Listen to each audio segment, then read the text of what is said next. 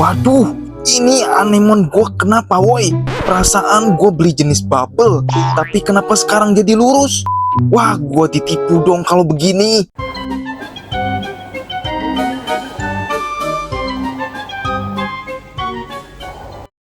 Halo para pecinta anemon air laut.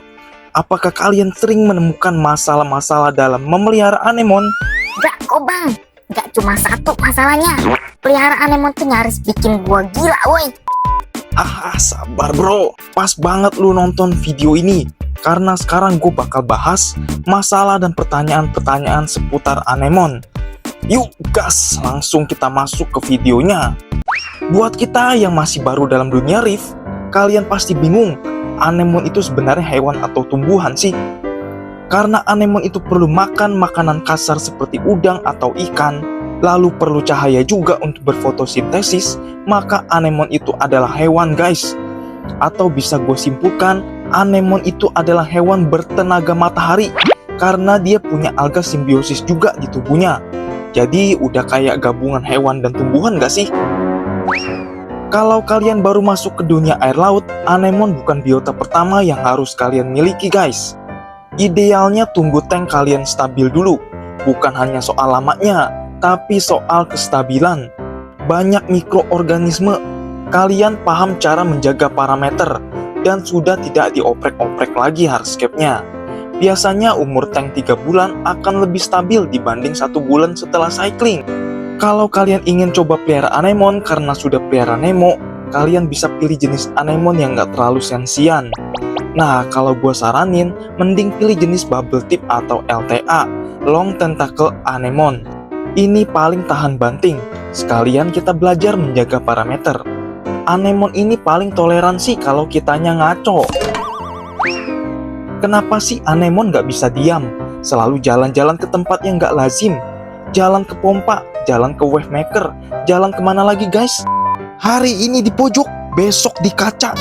Jika anemon kita keliling terus menerus, itu artinya dia tidak nyaman dengan kondisi akuarium kalian.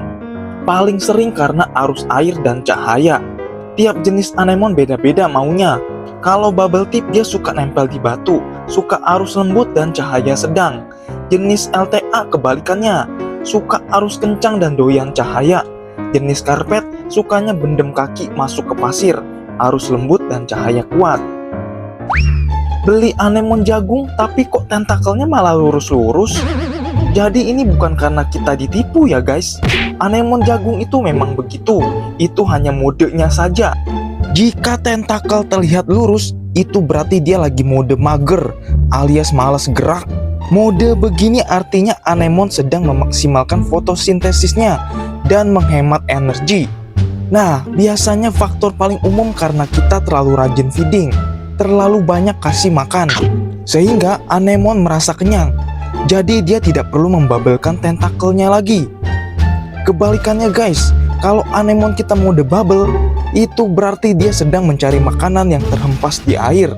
Terkadang kalau kita lagi kasih makan ikan, makanan yang terhempas bisa kemakan anemon juga. Biasanya dalam mode ini, tentakel akan terasa lebih lengket. Bubble atau tidak ngebubble, itu tidak ada hubungannya dengan kesehatan anemon guys.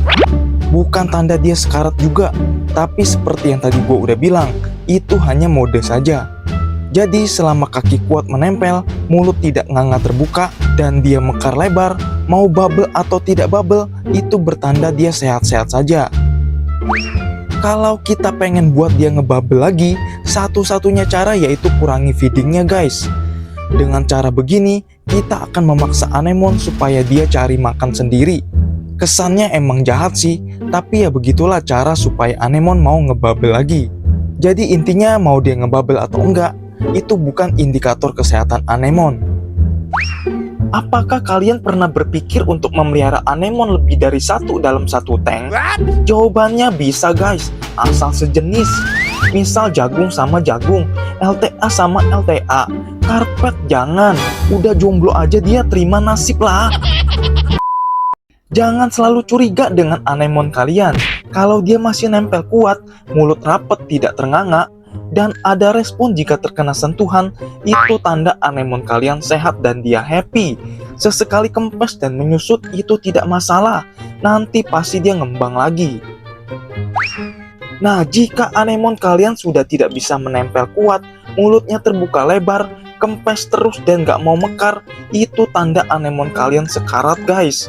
Biasanya disertai dengan air yang keruh dan bau amis juga. Kalau udah begini udah sulit buat nyembuhinnya guys. Mending langsung angkat aja terus buang. Soalnya racunnya bisa bikin ikan dan koral-koral yang lain metong guys. Sayang kan, gara-gara anemon udah sekarat, koral jadi metong juga. Kalau anemon kalian robek karena ketimpa batu, kesedot filter, kegiling wave maker, itu bukan masalah besar guys. Asal robeknya nggak di mulut atau di kaki. Selama cuma robek pinggiran bunganya, putus tentakel atau dagingnya koyak, itu masalah kecil. Walaupun badannya lembek-lembek kayak jelly, anemon ini regenerasinya kuat banget guys. Asal sebelumnya dia udah happy, nggak stres, itu cepet banget penyembuhannya. Tapi beda cerita kalau kalian baru beli, terus belum apa-apa udah ketimpa batu. Aduh, gimana sih? Kok bisa ketimpa batu? Kalau kejadian begitu agak repot jadinya. Udah dia harus adaptasi, ditambah harus healing dirinya sendiri. Kalau kita mah enak bisa healing. Kalau kalian lagi mumet, healingnya gimana guys? Jika kalian ingin memelihara anemon dengan koral, itu bisa banget guys. Kalian bisa pilih jenis bubble atau LTA aja. Karena sengat mereka berdua relatif aman, tidak seperti anemon karpet. Tapi baiknya kalian masukin anemonnya dulu, biar dia mapan di tempatnya, supaya nanti dia nggak menginjak koral kayak gue punya ini guys. Sebenarnya nggak masalah kalau kena injak sesekali. Yang beresiko itu kalau dia nginjek terus nggak pindah-pindah lagi. Koral jadi nggak bisa mekar dan akhirnya bisa metong. Walaupun anemon itu memerlukan cahaya untuk berfoto selfie, ada kalanya dia seperti takut dengan cahaya. Nah, kalau seperti ini kalian bisa cek lampu kalian model gimana. Bisa jadi parnya terlalu tinggi. Kalian bisa atur jarak lampu ke permukaan air. Sambil kalian cek bagaimana respon dari si anemon. Anemon itu pinter guys, dia akan kabur kalau cahaya nyangkitin dia. Kalian tidak perlu repot-repot ngasih makan anemon setiap hari. Anemon bukan makhluk yang rakus makanan, malah justru akan jadi masalah jika kita jejelin makanan terus setiap hari. Baiknya seminggu sekali aja, itu juga udah cukup banget. Porsinya juga jangan gede-gede guys, yang halus aja. Kalau terlalu gede nanti dia muntah. Perlu kita pahami juga, anemon lebih membutuhkan cahaya daripada makanan. Bagi anemon, makanan itu cuma bonus aja. Nah, itu dia masalah-masalah yang mungkin terjadi jika kita pelihara anemon.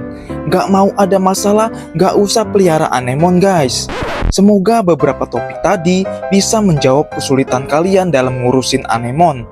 Jika kalian masih punya pertanyaan lagi seputar anemon, silakan komen aja di bawah. Gak usah takut guys. Kalau kalian suka anemon, kalian bisa kasih like dulu buat video ini. Jangan lupa follow channel ini supaya tidak ketinggalan update seputar biota laut lainnya. Sampai jumpa di video selanjutnya guys. Bye-bye.